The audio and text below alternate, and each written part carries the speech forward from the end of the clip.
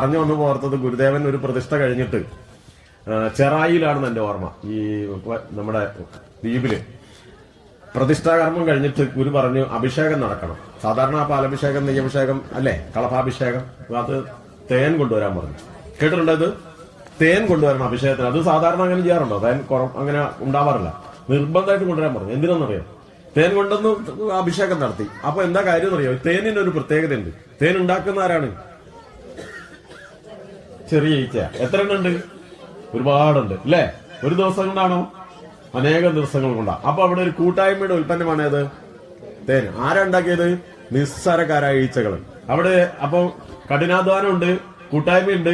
ഇതെല്ലാം കൊണ്ട് ഉണ്ടാക്കിയതാണ്. ചെറിയ ചെറിയ തരികൾ കൊണ്ടുവന്ന് അങ്ങനെ എല്ലാവർക്കും ഉപയോഗിക്കാവുന്ന അത്രയും തേൻ ഉണ്ടാക്കിയിട്ടുണ്ടെങ്കിൽ നമ്മളെല്ലാവരും എത്ര പാവങ്ങളാണെങ്കിലും മനസ്സ് വെച്ച് ഒരുമിച്ച് നിന്നാൽ എന്താണ് ഗുരു അവിടെ പറഞ്ഞത്? ആ ക്ഷേത്രത്തിന്റെ എല്ലാ ഭാഗങ്ങളും പൂർത്തിയായി പണിത് നമുക്ക് നല്ലൊരു ക്ഷേത്രമാക്കാൻ പറ്റുമെന്ന് പറഞ്ഞു. ഇവിടെ അത് നിങ്ങൾ കാണിച്ചല്ലോ. ഇനി കുറച്ചുകൂടി ബാക്കിയുണ്ട് അല്ലേ പൂർത്തിയാക്കാൻ. അത് നിങ്ങളോട് ഞാൻ ഇനി ബാക്കി ചെയ്യുമ്പോൾ പറയണ്ടല്ലോ. അത് ചെയ്യുന്ന ആളുകളോട് പിന്നെ അത് ചെയ്യാൻ പറയണം, വേണം. അപ്പൊ നിങ്ങൾക്ക് അറിയാം ഇതെന്താ വേണ്ടത്. അത്തരത്തിൽ